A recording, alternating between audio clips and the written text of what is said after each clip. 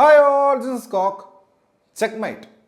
Story, screenplay, music, cinematography, direction ഇത്രയും പണിയെടുത്തിരിക്കുന്ന ഒരാളാണ് രതീഷ് ശേഖർ. ഇതൊരു ഷോർട്ട് ഫിലിം അല്ല എന്ന് തോന്നിപ്പിച്ച ഒരേ ഒരു ഘടകം എന്ന് പറയുന്നത് ഇതിൻ്റെ സൗണ്ട് മിക്സിംഗ് ആണ്. അത് ചെയ്തിരിക്കുന്നത് വിഷ്ണു സുജാതനാണ്. ഇത് കുറച്ച് അമേരിക്കൻ മലയാളികളുടെ ഒരു കൂട്ടായ്മ അത്രേ പറയാൻ പറ്റൂ. ഒരു സിനിമ എന്ന് എനിക്ക് ഒരു തരത്തിലും ഒരു മൊമെൻറ്റിൽ പോലും തോന്നിയിട്ടില്ല. ഷോർട്ട് ഫിലിം നിലവാരത്തിലുള്ള ഒരു പരിപാടി, ചിലപ്പോഴൊക്കെ നാടകമായിട്ടും ഒരു ഇംഗ്ലീഷ് നാടകമൊക്കെ ഇങ്ങനെ സ്റ്റേജിൽ കാണുന്ന ഏത് സ്കൂൾ സ്കിറ്റില്ലേ അതൊക്കെ കാണുന്ന പോലത്തെ ഒരു പരിപാടി. ഒരു ലോഡ് അമേരിക്കൻ മലയാളികൾ ഇതിൽ അഭിനയിച്ചിട്ടുണ്ട്. അഭിനയിക്കാൻ അറിയില്ല എന്നുള്ളത് പോട്ടെ, വളരെ അമാച്ചറിഷ് ആയിട്ടുള്ള ഒരു സ്റ്റഫ്. ഇങ്ങനെ ചുമ്മാ ഇങ്ങനെ ക്യാമറയുടെ മുമ്പിൽ വന്നിട്ട് എന്തൊക്കെയോ പറയുന്നു, എന്തൊക്കെയോ കാണിക്കുന്നു. മാത്രമല്ല ഈ സിനിമ കാണുന്ന ആളുകൾക്ക് മനസ്സിലാവരുതെന്ന് നിർബന്ധമുള്ള പോലെ ആദ്യത്തെ കുറേ അനൂമേനോൻ ഉണ്ട് ഞാൻ പറയാം. ആദ്യത്തെ കുറേ സമയം കുറേ റാൻഡം ക്യാരക്ടേഴ്സ്, ഫ്ലാഷ് ബാക്ക് ഇങ്ങനെ തറച്ച് മുറിച്ചിട്ടേക്കുക. എഡിറ്റിംഗ് എന്ന് പറഞ്ഞാൽ അങ്ങനെയാണ്, കട്ട് ചെയ്ത് വലിച്ചു വാരി ഇട്ടേക്കുവാണ്. എന്തൊക്കെയോ ഡയലോഗ്സ് പറയുന്നതിൽ ഇംഗ്ലീഷുണ്ട്, കുറച്ച് മലയാളമുണ്ട്, ഇങ്ങനെ പോവുകയാണ് സിനിമ. ഇതിൻ്റെ ട്രെയിലർ എഴുതി കാണിച്ചിരിക്കുന്നത് ഹോളിവുഡ് വെഞ്ചർ എന്ന് ആദ്യം എച്ച് മാറിയിട്ട് പിന്നെ എം മോളിവുഡ് വെഞ്ചർ ആവാണ്. അതായത് ഒരു സിനിമ അമേരിക്കയിൽ ഷൂട്ട് ചെയ്ത് കഴിഞ്ഞാൽ ഇത് ഹോളിവുഡായി മാറുമോ, അല്ലെങ്കിൽ കഥാപാത്രങ്ങൾ ഇംഗ്ലീഷ് പറഞ്ഞാൽ പിന്നെ അത് ഹോളിവുഡായി മാറുമോ? അതിനപ്പുറത്തേക്ക് ഇതിൽ കുറച്ച് അവിടെയുള്ള ആൾക്കാരായിരിക്കും, ലോക്കൽസായിട്ടുള്ള കുറച്ച് ആളുകൾ അഭിനയിച്ചിട്ടുണ്ട്. അങ്ങനെ കുറേ ആളുകൾ അഭിനയിച്ചു കഴിഞ്ഞാൽ, അമേരിക്കൻ നേറ്റീവ്സ് അഭിനയിച്ചു കഴിഞ്ഞാൽ ഇതിങ്ങനെ ഹോളിവുഡാവുന്നത്.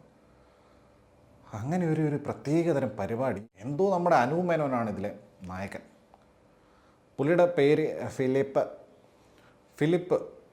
ഫിലിപ്പ് അനൂ മേനോൻ ചെയ്യുന്ന സമയത്ത് അനൂ മേനോൻ ഏത് ക്യാരക്ടറിനെയും അനൂ മേനോനാക്കി മാറ്റും.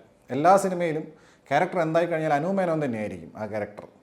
അതായത് അനൂ മേനോൻ്റെ അഭിനയം സെയിം എല്ലാ സിനിമയിലും. ഇതിൽ പിന്നെ കുറച്ച് ഇംഗ്ലീഷൊക്കെ പറയുന്നുണ്ട്, കാരണം അമേരിക്കയിലാണല്ലോ പരിപാടി. അപ്പോൾ ഇങ്ങനെ ഫിലിപ്പിൻ്റെ ഫിലോസഫിക്കൽ കൊണേഡിയാണ്. ഇങ്ങനെ കൊണ ഫിലിപ്പ് ഇങ്ങനെ പറയുക, എന്തൊക്കെയോ പറയുക. വല്ലാത്തൊരു ഫിലിപ്പ് തന്നെയത്.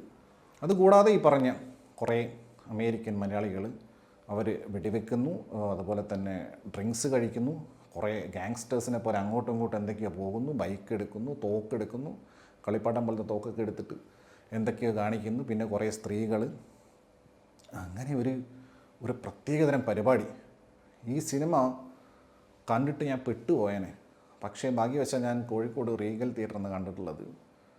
അവിടെ തൊട്ടടുത്തുള്ള ഫിസിക്കൽ എഡ്യൂക്കേഷൻ കോളേജിലെ എനിക്കറിയാവുന്ന പിള്ളേരുണ്ട്. അതിനകത്ത് കുറേ പിള്ളേർ ബൾക്കായിട്ട് കാണാൻ വന്നിട്ടുണ്ടായിരുന്നു. ഇവരും വലിയ കാര്യമായിട്ട് ഇതാണെന്ന് അറിയാതെ കാണാൻ വന്ന സിനിമ കണ്ട് കുറേ കഴിഞ്ഞപ്പോൾ അവർക്ക് പരിപാടി മനസ്സിലായി, ഇത് സിനിമയായിട്ട് കാണാൻ പറ്റില്ല, ഇത് മലങ്കൾട്ട പരിപാടി. പിന്നെ ഇവരങ്ങ് എൻജോയ് ചെയ്യാൻ തുടങ്ങി. അങ്ങനെ അവരെ കൂടി ഇരുന്ന് കണ്ടതുകൊണ്ട് ആ ഒരു എക്സ്പീരിയൻസ് ഒരു ബെറ്റർ എക്സ്പീരിയൻസ് ആയിരുന്നു.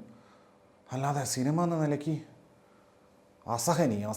ഫസ്റ്റ് ഹാഫിൽ അനൂ മേനോൻ കുറവാണ്, മിന്നായം പോലെയൊക്കെ വന്നു പോകുന്നേ ഉള്ളൂ. സെക്കൻഡ് ഹാഫിലാണ് അനൂ മേനോൻ കൂടുതലായിട്ട്. അതിൽ അനൂ മേനോനും ഇതിലെ നായികയായിട്ടുള്ള രേഖ ഹരീന്ദ്രനും തമ്മിലുള്ള കോമ്പിനേഷൻ സീൻസാണ്. അനൂ മേനോൻ്റെ കഥാപാത്രം ഫിലിപ്പ് തനി മൊണ്ണ നല്ല മൊണ്ണയായിട്ട് തന്നെ, മൊണ്ണേഷ് കുമാറായിട്ട് തന്നെ അനൂ മേനോൻ ചെയ്തിട്ടുണ്ട്. ഫിലോസഫിക്കൽ കൊണേഡി പ്ലസ് വെള്ളമിറക്കൽ, ഈ നായികയെ നോക്കി വെള്ളമിറക്കൽ, ഇതാണ് അനൂ മേനോൻ്റെ സെക്കൻഡ് ഹാഫിലെ പരിപാടി. Alexa change the light to pink എന്നൊക്കെ പറഞ്ഞിട്ട് എന്തൊക്കെയോ പറയുക, തലക്കടി വാങ്ങുക, ഇരുന്ന് ചിരിക്കുകയും ഇതെല്ലാം കണ്ടിട്ടല്ലാണ്ട് വേറെന്ത് വഴി. അതുപോലെ ലെസ്ബിയൻ കപ്പിളിനെയൊക്കെ അടിക്കുന്ന മാതാശ്രീയൊക്കെ അമേരിക്കയിൽ അയ്യോ. പിന്നെ മേനോത്തി കുളം തറവാട് എന്ന് പറഞ്ഞിട്ട് എന്തൊക്കെയോ പറയുന്നുണ്ട്. ഇതിലേറ്റവും കഷ്ടം എന്ന് പറഞ്ഞു കഴിഞ്ഞാൽ ആ വേടനെ പിടിച്ചിട്ട്, വേടൻ നല്ല രീതിക്ക് ഇങ്ങനെ വേടൻ്റെ ഗ്രാഫ് ഇങ്ങനെ കയറി പോവുക, വേടനെ പിടിച്ച് എന്തൊക്കെയോ പാട്ടൊക്കെ പാടിപ്പിച്ചിട്ട് അത് പാട്ടുമായിട്ട് യാതൊരു ബന്ധവുമില്ലാത്ത എന്തൊക്കെയോ വിഷ്വൽസും ഇട്ട് കൊടുത്തിട്ടുണ്ട്. മർലോൺ ബ്രാൻഡോയുടെ ഗോഡ് ഫാദർ പോലത്തെ ഒരു കഥാപാത്രമാണ് നമ്മുടെ ലാല് ചെയ്തിരിക്കുന്നത്. വിറ്റോ ജംഗ്ലി റമ്മി, പുള്ളി താടിയൊക്കെ വെച്ചിട്ട് സ്ഥിരം പരിപാടി തന്നെ. ഇങ്ങനെ എന്തൊക്കെയോ പറയുന്നു ഇങ്ങനെയൊക്കെയാണ് ഈ ഒരു സിനിമ. ഈ സിനിമയുടെ മറ്റൊരു പ്രത്യേകത എന്ന് പറഞ്ഞു കഴിഞ്ഞാൽ ഇതിലെ കാസ്റ്റ് തന്നെയാണ് ഇതിലെ ക്രൂ തന്നെയാണ് ഇതിലെ കാസ്റ്റും, രണ്ടും സെയിമാണ്. ആസ് എ ഹോൾ പറയാനുള്ളത്, രഞ്ജിത്തിൻ്റെ ആന്തോളജി ഉണ്ടായിരുന്നല്ലോ കേരള കഫേ, അതിലൊന്നിൽ പൃഥ്വിരാജിൻ്റെ കഥാപാത്രം പറയുന്നൊരു ഡയലോഗുണ്ട്. ഫിലിപ്പിൻ്റെ